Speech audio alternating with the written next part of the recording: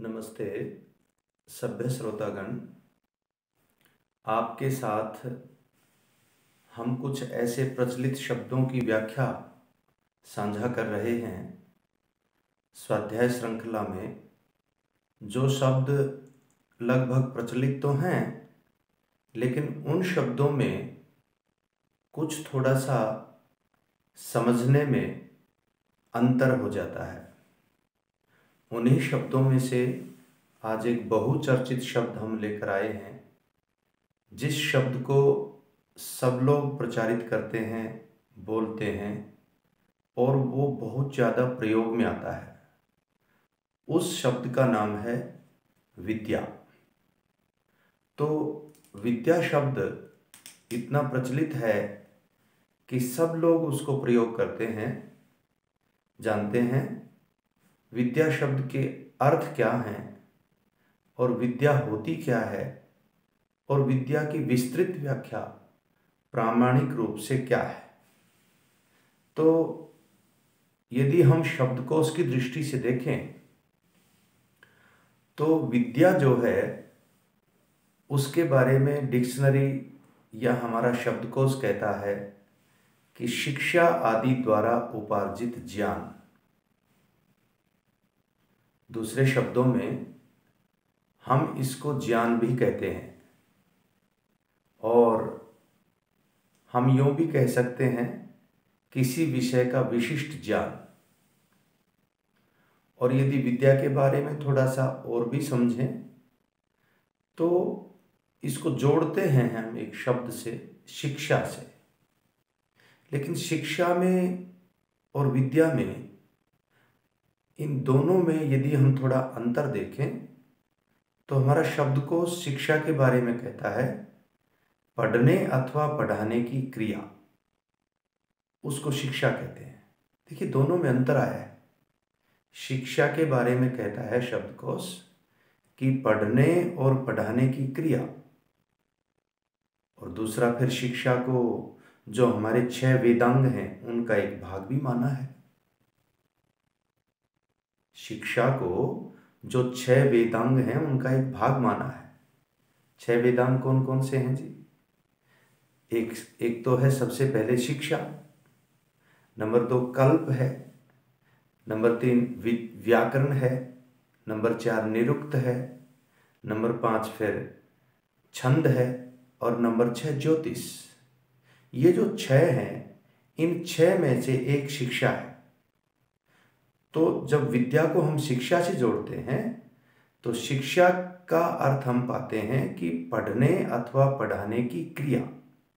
लेकिन जहाँ तक विद्या की बात है तो विद्या का अर्थ होता है शिक्षा आदि द्वारा उपार्जित ज्ञान। ठीक है, ये तो स्पष्ट हो गया। अब विद्या है क्या? तो विद्या को हम मोटे तौर पर यदि ठीक ठीक समझेंगे तो उसको यूं जानिए कि विद्या का अर्थ हुआ ठीक को ठीक और गलत को गलत समझना। हाँ जी, इसको हम फिर दोहराते हैं। विद्या का अर्थ हो गया ठीक को ठीक और गलत को गलत समझना। तो देखिए अब इसमें बहुत अच्छी जो हम जो आपके साथ पुस्तक साझा करते हैं स्वाध्याय श्रृंखला में, वो पुस्तक हमारे साथ है। उस पुस्तक में महर्षि दयानंद सरस्वती आर्योदेश रत्नमाला पुस्तक में विद्या के बारे में जो लिखते हैं उसकी परिभाषा, उसको अपन देखते हैं। विद्या के बारे में पूज्य स्वामी दयानंद सरस्वती महाराज लिखते हैं आर्योदेश रत्नमाला में। अब ये उन्हीं के शब्द हैं। जिससे ईश्वर से लेके पृथ्वी पर्यंत पदार्थों का सत्य विज्ञान होकर उनसे यथा योग्य उपकार लेना होता है, इसका नाम विद्या है। इसको एक बार फिर से दोहराते हैं।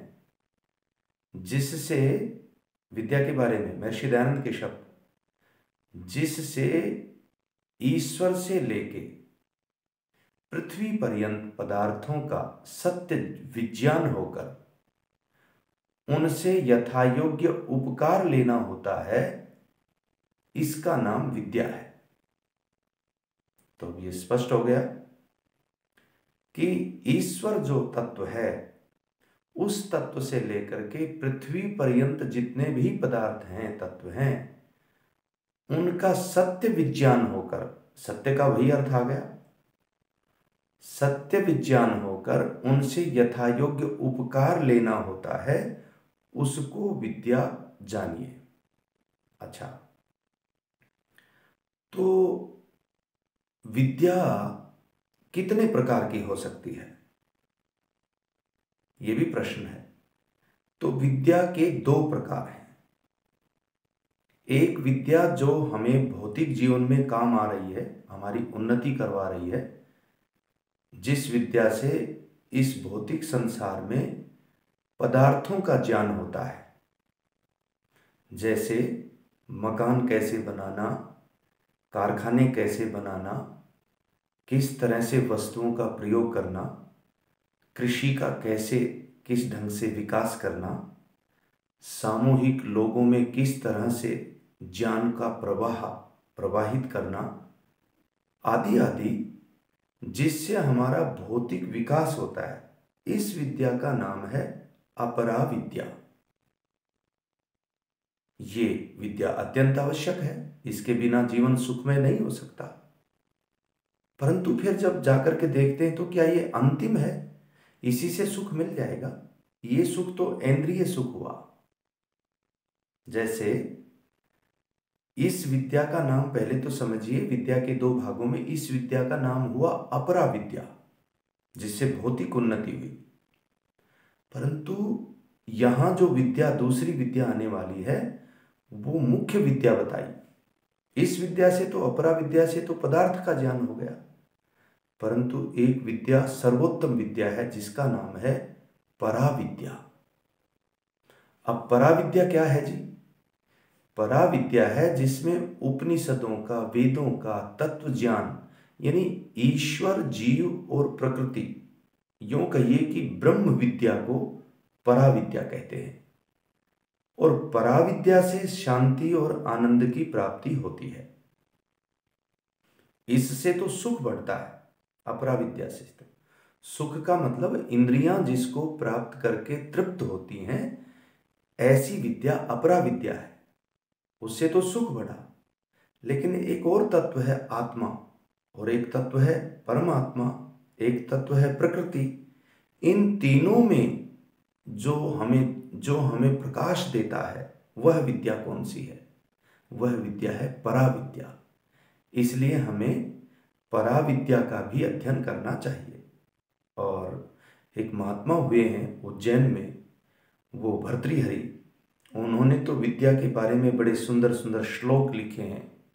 विद्या नाम नरस्य रूपमधिकं प्रच्छन्न गुप्तं धनम, विद्या भोग करी यश सुख करी, विद्या गुरु नाम गुरु, विद्या बंधु जनो विदेश गमने, विद्या परा देवता, विद्या राजसु पूज्यते नहीं धनम, विद्या विहीना पशु।